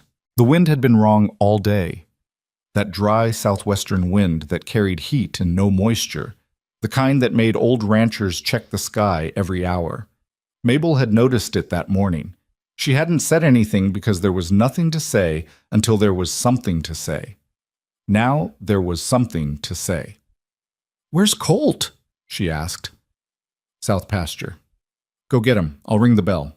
She rang the bell, the iron triangle on the post by the barn, used for emergencies. And then she went inside and started doing the things you do when fire is coming. She moved fast and she moved without panic, which were different skills. Her hands shook slightly when she picked up the water bucket, and she noted this and kept moving. Colt came in from the south at a hard ride. He was off the horse before it stopped. "How far?" he asked Rook. 2 miles. Maybe less now. Wind's pushing it southeast. Mabel said, "Callahan's place is in the path." "And Eckert's," Colt said. He looked at the sky. The smoke was visible now, not heavy yet, but a gray smearing of the northern horizon that was getting more defined by the minute. "We need to get over there. We need water barrels," Mabel said, "and shovels. And we need to get word to Rourke." She was already moving toward the barn. "Rook, hitch the wagon. Colt, fill the barrels from the tank. Colt looked at her for 1 second, not questioning it, just registering, and then turned to the water tank. What happened in the next 30 minutes was not organized. It was improvised and loud, and it involved a great deal of shouting over the wind, and the wagon wheel stuck twice in the mud from the last rain, and one of the barrels leaked from a seam that nobody had noticed was failing. Mabel bandaged the seam with a piece of oilcloth from the barn and rope, which worked well enough to hold water, which was all it needed to do. They came out of the property gate at a hard pace, the wagon heavy with water and tools, Colt driving, Mabel and Rook in the back. The fire was more visible from the road. It was not the tall wall of flame that the word fire sometimes summons in the imagination. It was lower, faster, and in some ways worse for that. It moved through dry grass like a decision, spreading sideways as much as forward, driven by the wind into shapes that were hard to predict. The Callahan property was already half engulfed when they arrived. One of the outbuildings was gone. The main house was threatened from the north, and May Callahan was in the yard with a wet blanket beating at the grass, her 2 boys beside her, doing something that was brave and not quite enough. "Where's Patrick?" Colt called. "Trying to move the cattle," she said. "North fence." Mabel was off the wagon before it stopped. "The house," she said to May. "We can save the house if we clear a break." She looked at the ground between the advancing fire and the building. 20 yards, maybe 25, of dry grass. "We dig here, now." May Callahan was 50 years old and had survived a great many things. She looked at Mabel for exactly 1 second, then picked up a shovel. They worked the break together, Mabel and May and the 2 boys and Rook, clearing the dry grass, turning the earth, creating the bare ground barrier that gives fire nothing to cross. It was not elegant work. It was desperate and physical, and took everything Mabel had in her back and her arms and her knees, which were sending her messages she filed and ignored. Colt and Patrick Callahan were somewhere north of the barn working the cattle.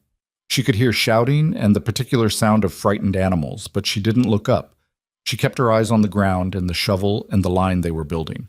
The fire reached the break and slowed. It did not stop immediately. Fire does not operate on schedules. But the bare earth gave it nothing, and the wind, for once, shifted slightly southwest, which pushed the front edge away from the house. May Callahan sat down in the dirt. Her face was gray with ash, and her arms were shaking, and she sat there breathing in a way that suggested she was slightly surprised to be sitting there at all. Mabel crouched beside her. Her own legs were not reliable at that moment, so crouching was something of a compromise. "The house is all right," Mabel said. May looked at it. It was standing. It was intact. It smelled like smoke, and the north wall would need checking for ember damage, but it was standing. "Yes," May said. By the time Patrick came back with the cattle, all but 2 that had broken through the far fence, the fire had moved south and east, pushed by the wind into the open range where it would burn itself out over the next hours. The Callahan property had lost the outbuilding and a section of fence. The house was whole. The Eckerts arrived 20 minutes after everything was essentially decided, which was the kind of timing that nobody planned and everyone felt bad about. Dale had ridden hard from his own property, where he'd been doing his own emergency preparation, and he came into the Callahan yard and looked at the state of things. The scorched grass, the broken brake line in the earth, May Callahan sitting in the dirt, and said, "Who ran the brake?" Rook, leaning against the wagon and drinking water from a canteen, pointed at Mabel. Dale looked at her. She was sitting on a fence post because standing was taking more effort than she had available, and her coat was scorched at the hem, and there was ash in her hair and on her face, and her hands were the hands of someone who had been working a shovel in bad conditions for the better part of an hour. "You all right?" he asked. "I'll be sore tomorrow," she said. "More than tomorrow," he said. He was looking at her the way men look at things they've underestimated. Not shame exactly, something more useful than shame. Recognition. Patrick Callahan came and stood in front of Mabel.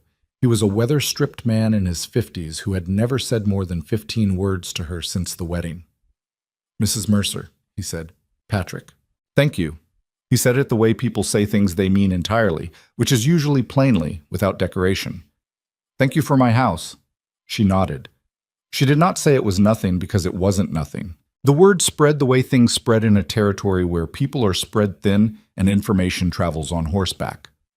By the following morning, most of Red Hollow knew that a fire had come out of the north and that the Callahan property had survived it, and why. The story was not embellished, it didn't need to be, but it moved with the particular velocity of something true. Mabel knew none of this directly. She was in bed for most of Friday, which Colt had insisted upon and Sadie had enforced with a severity that would have been comical if Mabel's back had not been in the state it was. She lay there and looked at the ceiling and thought about what needed to be done on the property, and was told repeatedly that it was being handled. It was being handled. Colt and Rook, and apparently Dale Eckert, who had shown up at the gate early Friday morning without explanation and worked through the afternoon, dealt with what needed dealing with. On Saturday morning, Mabel got up. Her back was still wrong. She moved carefully, the way you move when you're managing rather than healed, and she made coffee slowly and stood at the kitchen window and looked at the property in the early light. Sadie came out of her room and looked at Mabel with the expression she used for thorough assessment. "You should still be resting," Sadie said. "I've rested. One day is not—" "Sadie." The girl pressed her lips together, which was the Mercer way of acknowledging a point without conceding it. "Come eat," Mabel said. "I made biscuits." Sadie came and sat. She ate her biscuit with the focused attention she gave food she liked. Then she said, "Tommy Briggs came by yesterday." Mabel looked up. "When?" "While you were sleeping. He talked to Pa." Sadie broke off a corner of biscuit. "He brought something. Pa put it on the table in the front room." Mabel went to the front room. On the table was a wrapped package, smaller than the ledger Colt had given her, wrapped in the same brown paper. On top of it was a note in handwriting she didn't recognize, young and slightly uneven. "My father doesn't know I'm doing this. I heard about the fire. I thought you should have something useful. T. Briggs." She opened it. Inside was a good quality pair of work gloves, heavier than what she had, better leather, stitched properly at the seams, the kind that lasted. She stood there holding them for a moment. Colt appeared in the doorway. He looked at the gloves, then at her face. "He came on his own," Colt said. "Rode over from the Briggs place on his day off." "I see that. Harlan doesn't know." "He said," Colt leaned in the doorway. "He's a good kid," he said. "Under everything."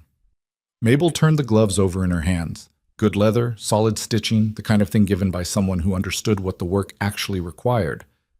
"Yes," she said. "He is." She put them on the kitchen windowsill, where she would see them every morning, and she went back to her biscuit and her coffee and the day's work, which was waiting, the way it always waited, without patience and without apology, because the land did not take days off, and neither, in the end, did she. The gloves sat on the kitchen windowsill through the rest of May, moving only when Mabel put them on each morning and returning there each evening when the work was done. They fit well. That was the thing about a gift given by someone who understood the work. It was useful in a way that meant something beyond the object itself. Her back healed slowly, which was how backs heal after a certain age, and she did not rush it, which was harder than it sounded. She modified what she did for 2 weeks, lighter loads, shorter distances, and let Rook carry more, and Colt carried more. And she noted in the ledger that they would need to discuss bringing on another hand by summer if they were going to manage the property the way it needed to be managed. She wrote it in pencil first. It felt like the kind of decision that needed to be provisional before it was permanent.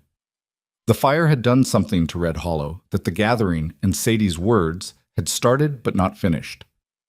What a child says in a public space opens a conversation. What a woman does in a crisis closes the argument. Those two things together had shifted the ground in ways that were slow to name, but not slow to feel. May Callahan came to the property 2 weeks after the fire. She came alone, on a Sunday afternoon when the light was soft and long, and she brought a jar of preserved peaches and set them on the kitchen table and sat down. "I've been thinking about what to say," May said, "since it happened." "You don't need to say anything," Mabel told her. "I want to." May was a composed woman, but she had the look of someone who had decided to do a thing that required nerve and was not going to stop now. "I wasn't welcoming to you. When you came here. When Colt married you. I had opinions that I'd formed before I knew you, and I kept them longer than was right." Mabel was quiet. "I'm not asking you to say it's fine," May continued. "I don't think it was fine. I just want you to know that I know that." She looked at her hands on the table. and that I'm grateful for what you did. Mabel looked at the jar of peaches. She thought about all the things she could say. The generous version, the honest version, the version that let May off easily, and the version that didn't. She had been assembling responses to moments like this for so many years that she had an entire catalog of them. What she said was, "Thank you for coming." May nodded.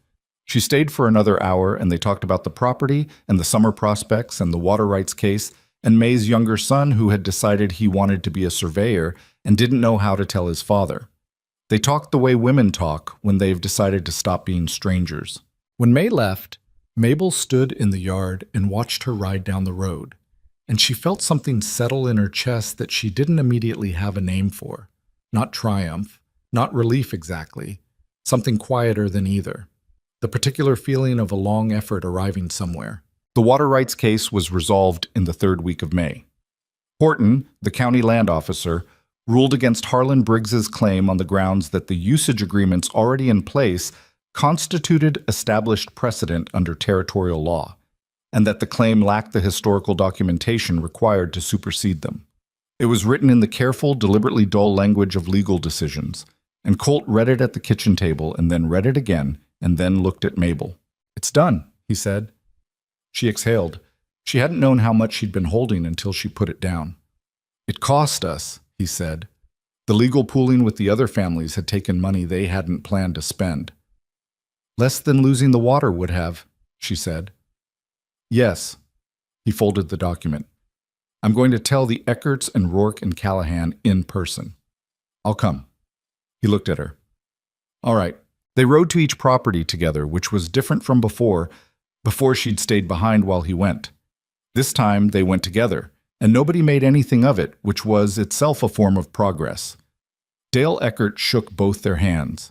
Agnes Rourke, the stout practical woman who had told Mabel that Sadie had shown backbone, offered coffee and actually seemed to mean it. Patrick Callahan said, "Good," in the way he said everything, plainly and fully. Harlan Briggs did not concede gracefully. Nobody who expected to did. He did not contest the ruling further, which was probably his lawyer's advice and probably the correct decision, but he did not become a different person or manufacture an apology from nothing. He was the same man he had been, and Red Hollow was a small enough place that they would continue to exist in proximity to each other indefinitely. Mabel was clear-eyed about this. She did not expect Harlan Briggs to change. She did not require him to. What she required was the creek and the grazing rights and the property intact, and she had all three. Clara Briggs was a harder question, and one that resolved in a way Mabel had not predicted. It happened at the general store on a Wednesday morning in early June. Mabel was at the counter with her monthly supply list, and Clara was in the dry goods section with her particular bearing. The bearing of a woman accustomed to being the most important person in any room she entered. They had not spoken directly since the gathering in March. They had been in the same spaces and managed the geometry of avoidance that two people manage when they know each other and don't intend to be reconciled. Clara came to the counter for something, and they ended up standing next to each other with no possibility of the usual geometry. Clara looked at her. Mabel looked at Clara. "Mrs. Mercer," Clara said. "Mrs. Briggs." A pause. Mabel watched Clara's face work through something. Pride, discomfort, the particular calculus of a person who has said things publicly that a child publicly disproved and has been living with that since. Clara Briggs was not a humble woman, and she was not about to become one. But she was also not without intelligence. And intelligence, if you're honest with it, eventually shows you the inventory of your own mistakes. "The fire," Clara said. "What you did at the Callahan place." She stopped, started again. "I heard it from 3 different people." "It wasn't just me," Mabel said. "May Callahan was working the break before I got there." "That's not what I heard." Mabel said nothing.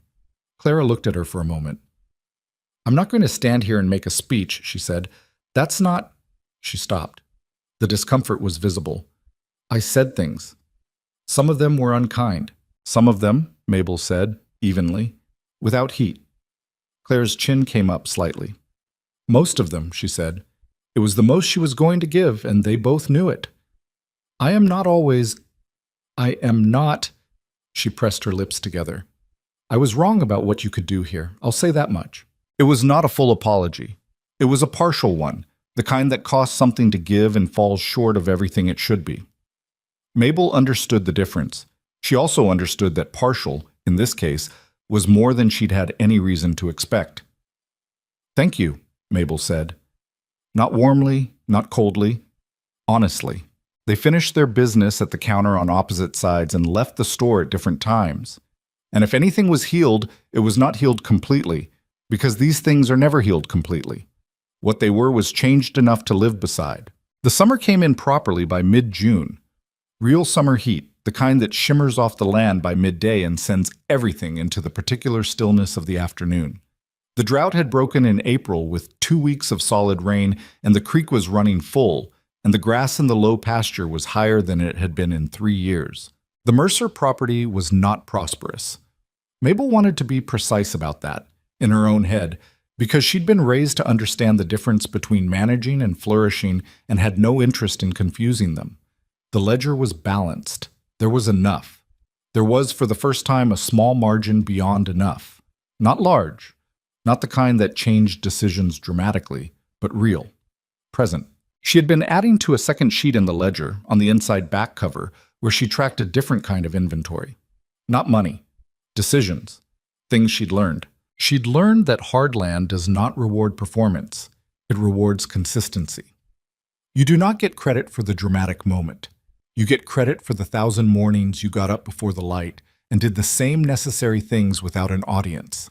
She'd learned this in her bones rather than her mind, which is the only way some knowledge arrives. She'd learned that a town is not its worst voices.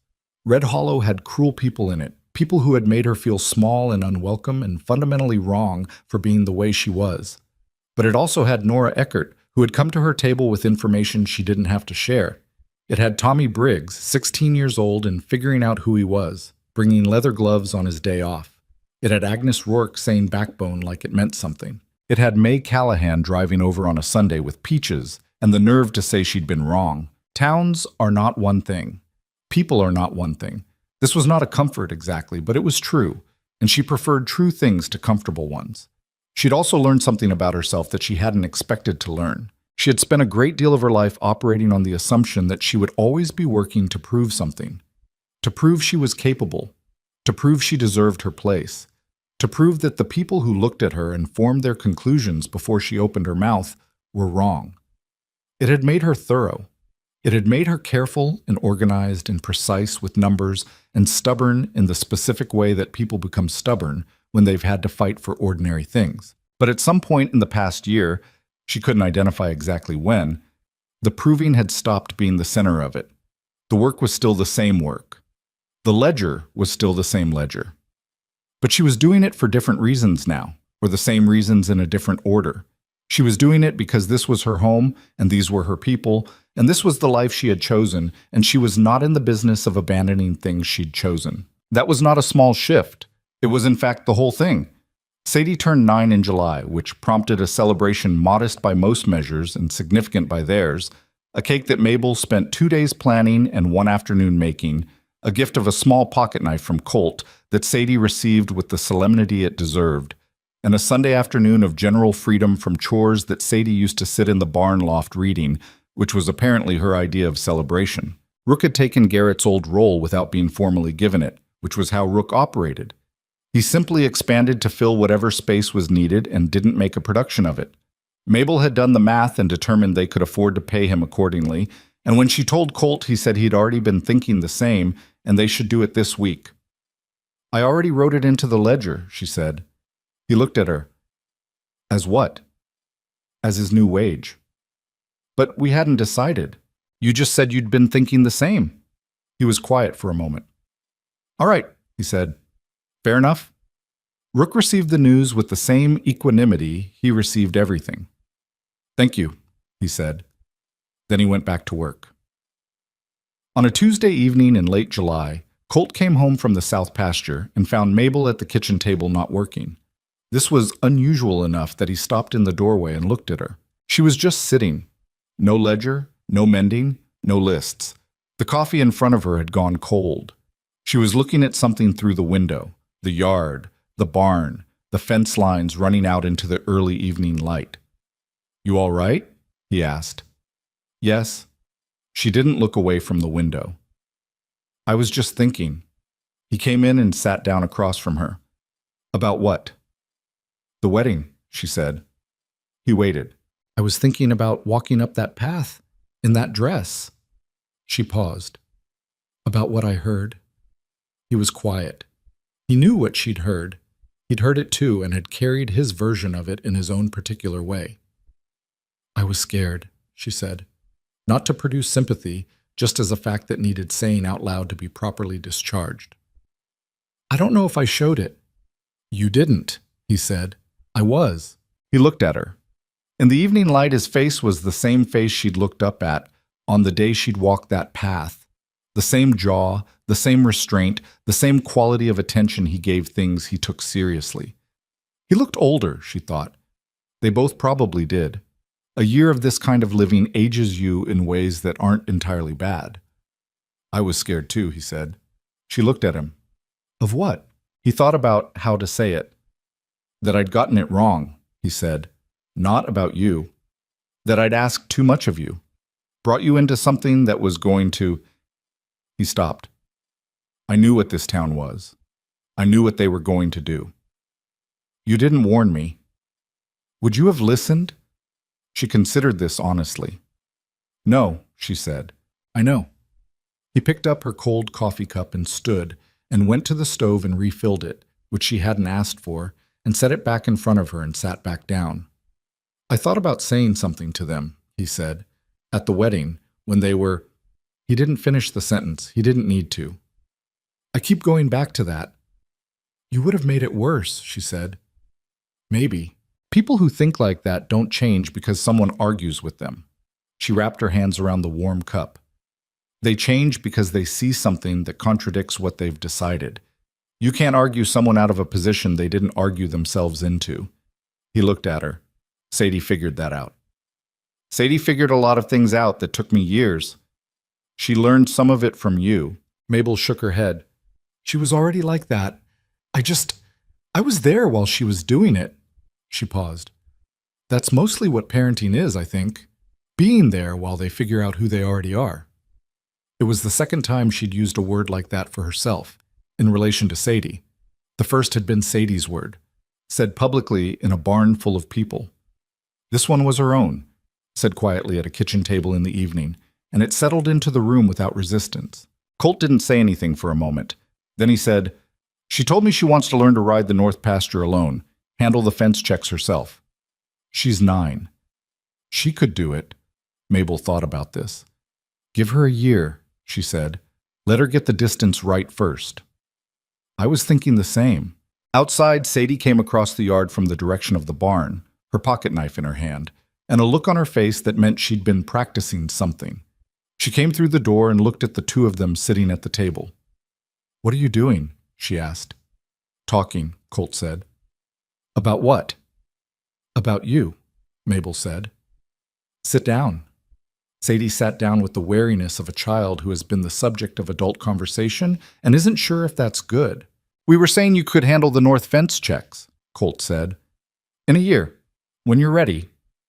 The wariness shifted into something else. She tried not to show how much she wanted it. She was not entirely successful. Alone? Alone, Mabel said, with Rook nearby. Sadie considered this carefully, because she was someone who considered things carefully. A year, she said. A year, Colt confirmed. She nodded once, as though this had been a negotiation and she'd gotten fair terms. Then she put her knife away and said, Is there food? Mabel got up to make food. That was the structure of the life they'd built.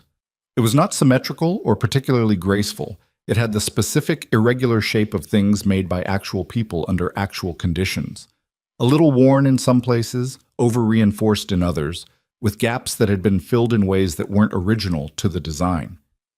But it held. It held the weight of what they put in it, which was the only test that mattered in the end. The summer moved through July and into August, and Red Hollow moved with it.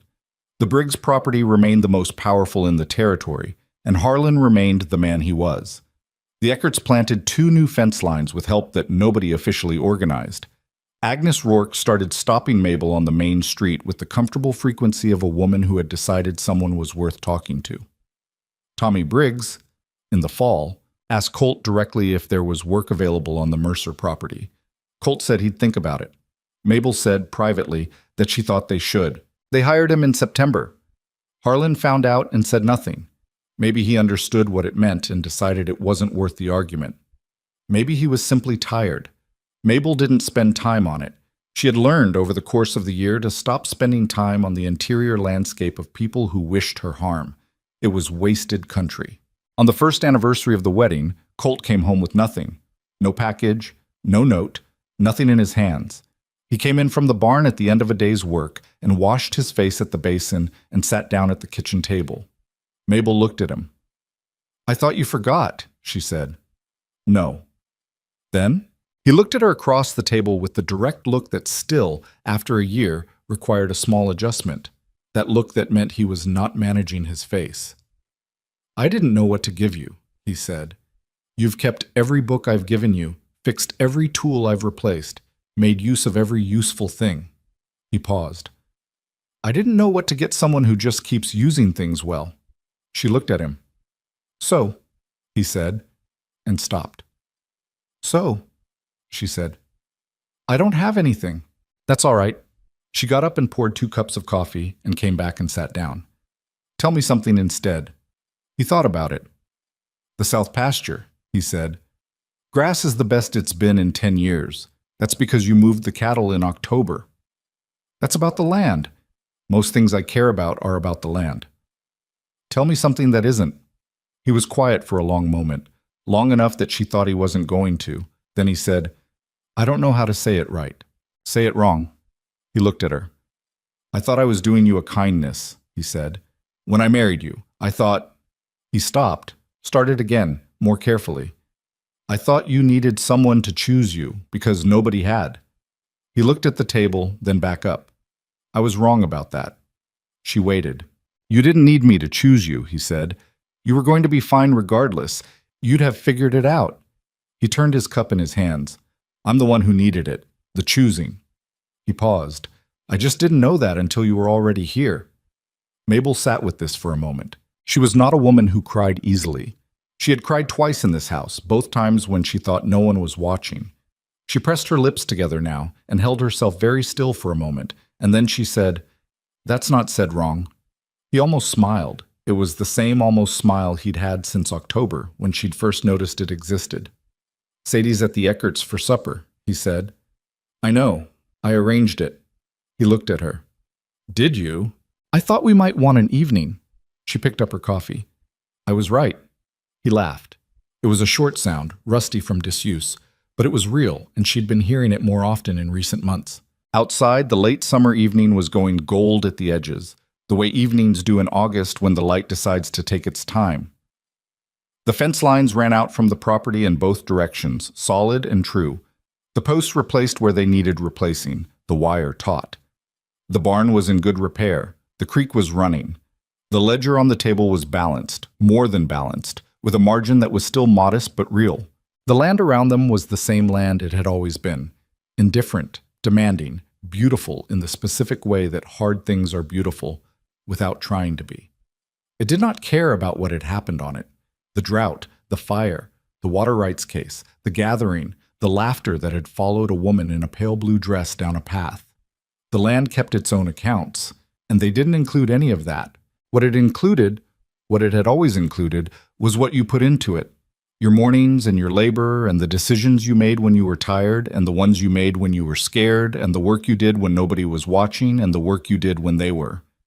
Mabel Mercer had put a year of that into this ground. She intended to put in many more. She sat at her kitchen table in the house with its low ceiling and its east window that still didn't close all the way. She'd gotten used to the draft, had come to think of it as ventilation, and she drank her coffee and listened to the evening settle around them, and she thought about the woman who had walked up that path 12 months ago in a pale blue dress while people laughed. That woman had known something walking up that path. She'd known it even through the fear. She'd known it because she'd been knowing it her whole life, carrying it through every room that went cold when she entered it, and every conversation that stopped when she arrived, and every look that took her apart before she'd had a chance to be anything. She was enough. She had always been enough. The town coming around to that conclusion did not make it more true than it had been before they agreed. What the year had taught her, what all of it had taught her, the fence posts and the ledger and the fire and the gathering and the gloves on the windowsill, was something simpler than she might have expected. You cannot make people see you. You can only keep being what you are, clearly and without apology, and let the evidence accumulate. Some people will look at the evidence and change their minds. Some won't, and you spend your energy elsewhere. You build what you can build, and you hold what you can hold, and you choose carefully what you're willing to fight for. The rest you let go. You let it go the way you let anything go that was never yours to carry. With effort, and imperfectly, and over time. Colt sat across from her in the kitchen he'd lived in for 12 years, in the house that was now also her house, in the life that was now also her life. And outside, Sadie was at the Eckerts eating someone else's cooking and probably doing something precise with her pocket knife and growing, quietly and steadily, into whoever she was going to be. The evening held all of it. The land held all of it. That was enough. That had always been enough. It just took a while to get here.